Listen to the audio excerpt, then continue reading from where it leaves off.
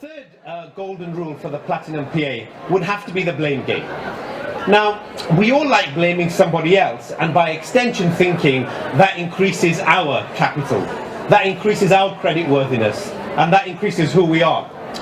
But CEOs think very differently. CEOs always think with the team hat on, and that's the truth of the matter. And we've all come across the employee who, when you sit with them, turns around and says, "Oh, honestly, Sufyan, when I walked in, this was wrong, that person didn't know this, that person didn't know that, and then I sorted this out, I sorted that out, I sorted that out, aren't you glad you've got me?" Yeah? The kind of, I can solve the world's problem employee. And I've had those over the years as well. And it is so obvious when a person is inflating their own self-worth. Not only is it embarrassing, you know what did Muhammad Ali say? You're trying to insult your intelligence or my intelligence, which one? The CEO knows exactly what everybody's worth is. I promise you, that's how they got to where they are. And when somebody sits there and inflates their worth and makes out that they've solved the entire organization's problems, the CEO can see right through them. So don't ever worry yourself or trouble yourself or obsess yourself with trying to make out that you're any greater than you are, because your boss already knows how great you are. That's why you're in that position. But do spend time kind of extolling and bringing to the fore other people's contributions.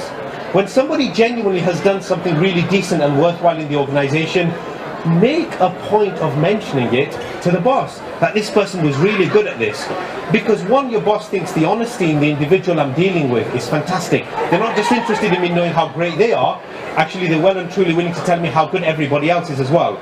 Secondly, your boss already knows how great you are. He works with you every day. If he hasn't worked out how bright you are now, there's a problem. So he doesn't need to know it anymore. But what's useful for him to know, because you are the information transmission mechanism between him and the operation, is who else is also very, very good. Who else is worthy of that promotion, and the team to build around you.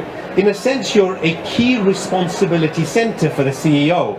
So much of the world's communication goes through that individual. I mean, I think I only have 4 or 5 people.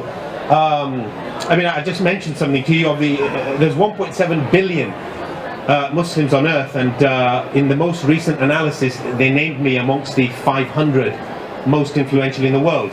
Now the only reason I'm telling you this is because I only ever communicate through 4 or 5 people in my life. I don't communicate through any more than that. And my PA is probably the most important of those 4 or 5.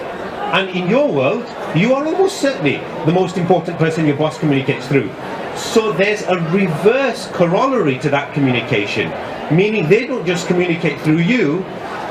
Everything in the world that impacts upon your boss is communicated through you back to them. So make it an honest reflection of what's going on. Otherwise, sooner or later they'll find out.